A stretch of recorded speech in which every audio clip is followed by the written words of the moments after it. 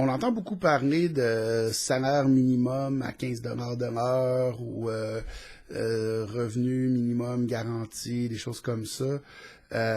Moi, peut-être la chose la plus intéressante que j'ai entendue à propos des salaires, c'est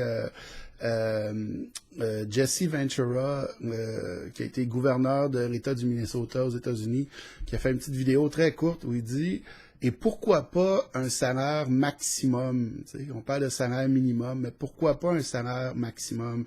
Puis il donnait comme exemple la famille, je sais plus leur nom, ceux à qui appartiennent Walmart. Puis il disait, c'est Wal quelque chose, leur nom. Puis il disait, dans le fond, tu sais, ces gens-là sont archi-millionnaires. Tous les membres de la famille sont archi-millionnaires. Chaque année, là, ils font énormément d'argent.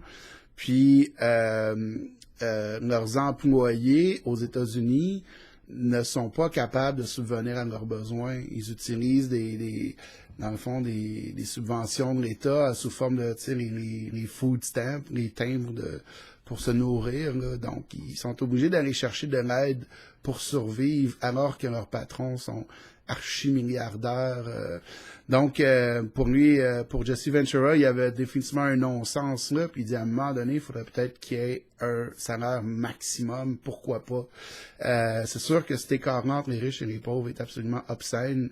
Tu sais, je peux comprendre le concept du capitalisme, qu'on a le droit d'aller chercher de l'argent, tout ça, mais moi, je pense que oui, il faut qu'il y ait un plafond là-dessus parce qu'il y a clairement de l'abus et ça cause vraiment de la pauvreté, des morts et de la misère à pu finir.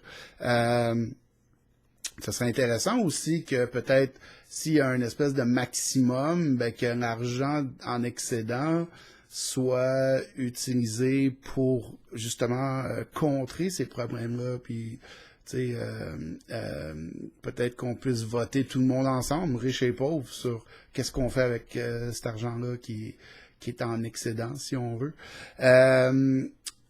Aussi, ben, on parle, c'est ça, j'entends souvent parler le concept du revenu minimum garanti. Il y a du bon, il y a du moins bon là-dedans. Il faut faire attention. Tu sais, comme quelqu'un me disait, ben, ça peut devenir une espèce de façon de ne plus offrir d'augmentation de salaire, tu sais, ou de dire, ben là, tu as un revenu minimum garanti. Comme, dans le fond, le concept, c'est que tous les citoyens recevraient un certain montant par mois, peu importe qui travaille ou qui travaille pas, un revenu minimum garanti. Je sais que je pense que c'est en Suisse où ils l'ont essayé, je sais pas si ça se fait encore, c'était à peu près l'équivalent de 2000 $ canadiens. La vie en Suisse coûte un peu plus cher qu'ici, mais c'est quand même beaucoup, là. C'est quand même bien, là. En tout cas, décent. Puis, ce qu'ils ont remarqué, c'est que les gens ne lâchaient pas nécessairement leur travail, ils continuaient de travailler quand même. Mais c'est ça, moi, ce que quelqu'un me disait, c'était faire attention parce que ça peut devenir une excuse pour les employeurs pour payer moins le monde ou refuser de les augmenter ou, dans le fond, créer du cheap labor ou parce que les corporations et les gouvernements, ça se parle entre eux, là, ça travaille ensemble, ça, là. Donc, l'idée, c'est un peu de donner aux gens un minimum pour qu'ils soient corrects, mais qu'ils puissent jamais vraiment aller plus haut et qu'ils soient quand même obligés de travailler pour moins cher. Donc, puis l'argent qui est donné, ben, c'est de l'argent de l'impôt, tout ça. Donc, en quelque part, c'est notre argent qu'on se redonne à nous-mêmes. Donc, faut faire attention à ça. Il peut y avoir une arnaque dans cette affaire-là, comme dans tout, hein. Donc, c'est ça. Donc, tu sais, c'est peut-être faisable si c'est vraiment fait avec des bonnes intentions, c'est indexé de façon réaliste régulièrement et tout ça. Mais si les corporations s'en servent comme outil pour abuser, ben ça sera pas fantastique.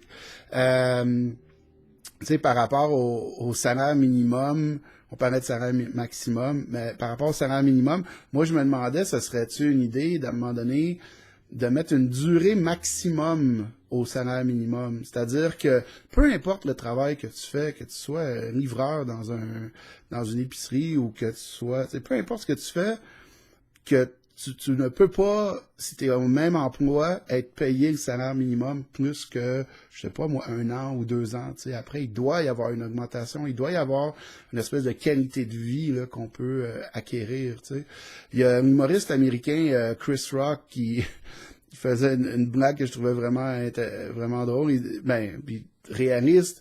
Il disait qu'il avait travaillé au salaire minimum, puis il dit le salaire minimum, il dit le message que tu reçois quand tu es payé le salaire minimum de ton patron, c'est je m'en fous de ton Noël, tu sais, je m'en fous de tes vacances, je m'en fous de ta qualité de vie.